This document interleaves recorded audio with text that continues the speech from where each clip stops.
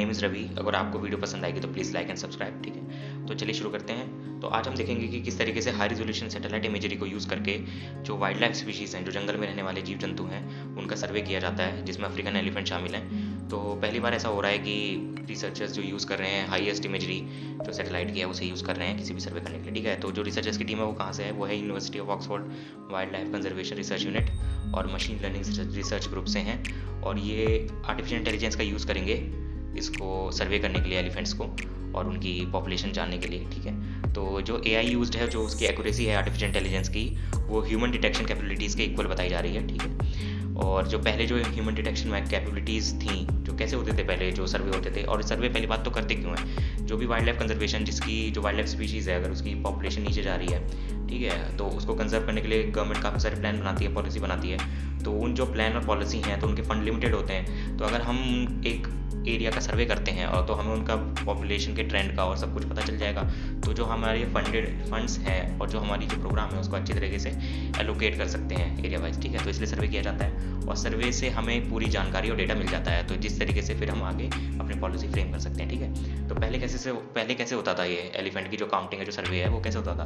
तो पहले होता था वो मैन्ड एयरक्राफ्ट से। तो एयरक्राफ्ट में जैसे जो हवाई जहाज़ है उसमें बैठ के लोग सर्वे करते थे, उसे जंगल के ऊपर कवर करते थे और एरियल काउंट करते थे, ऊपर से ही काउंट कर लेते थे कि इस एरिया में इतने इतने एलिफेंट्स हैं, ठीक है। तो उसकी जो एक्यूरेसी है वो बहुत कम थी, मतलब सही नहीं थी, क्योंकि जो कोई दिन हो सकता है तो उसमें विजिबिलिटी कम हो सकती है, या जो आदमी काउंट कर रहे हैं वो थक भी सकते हैं, तो इसकी वजह से एक्यूरेसी में एरर आ सकता है। और तीसरी बात है कि उसको कॉस्टली बहुत ज़्यादा हो जाता है, क्योंकि एयरक्राफ्ट फिर आपको हायर करना पड़ेगा, फिर आपको परमिशन लेनी पड़ेगी और लॉजिस्टिकली वो बहुत ज़्यादा चैलेंजिंग हो जाता है, ठीक है।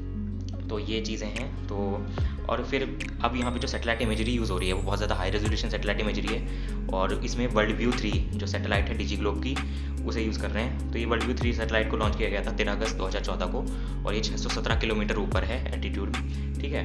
और बहुत ज़्यादा हाई रेजोल्यूशन कमर्शियल सैटेलाइट है, ठीक है। और ये जो प्रोग्राम जो अभी काउंटिंग का चलेगा वो चलेगा Addo elephant national park South Africa में। तो अब ये कैसे डिटेक्ट करेंगे, जैसे जंगल तो ग्रीन होता है और ये एलिफेंट्स जो होते हैं वो ग्रीनरी में ग्रे पैच की तरह, जैसे ग्रे स्पॉट्स की तरह नज़र आते हैं। तो वो ग्रे स्पॉट्स क्या हैं, वो एलिफेंट्स हैं जंगल में। तो जो हमारी आर्टिफिशियल इंटेलिजेंस की जो एल्गोरिदम होती है, तो उसे इस तरीके से ट्रेन किया जाता है कि वो एलिफेंट्स को पहचान ले, जो पूरा भी वो जो सैटेलाइट इमेजरी जो रिकॉर्ड कर रही है, तो फिर उसमें आर्टिफिशियल इंटेलिजेंस की एल्गोरिदम लगेगी, फिर वो पहचान लेगी कि इसमें इतने एलिफेंट्स हैं। तो इस तरीके से AI को ट्रेन किया जाता है। तो सिग्निफिकेंस क्या है, पहली बात तो फिर जब हम ये सब कर रहे हैं तो इसका सिग्निफिकेंस क्या है ऐसी टेक्नोलॉजी यूज़ करने का, आर्टिफिशियल इंटेलिजेंस। सबसे पहले तो एक्यूरेसी बढ़ती है, क्योंकि जो ह्यूमन कैपेबिलिटीज़ हैं तो वो थोड़ी सा हिंडर हो जाती हैं, जैसे सर्कमस्टेंसेस के बेस पे। अगर विजिबिलिटी कम है तो एक्यूरेसी कम हो सकती है, थक गए हैं तो एक्यूरेसी कम हो सकती है। लेकिन जो AI बेस्ड टेक्नोलॉजीज़ हैं, सैटेलाइट बेस्ड टेक्नोलॉजी हैं, वहाँ पे ह्यूमन एरर की गुंजाइश कम हो जाती है। और कंजर्वेशन के लिए भी और ये सब के लिए भी बहुत ज़्यादा इंपॉर्टेंट है वाइल्ड लाइफ स्पीशीज़ के, क्योंकि जो रिसोर्सेज होते हैं वो लिमिटेड होते हैं, और हम अगर उन्हें अच्छी तरीके से एलोकेट करेंगे तो हमारे जो प्रोग्राम है उनका इम्प्लीमेंटेशन सही से होगा।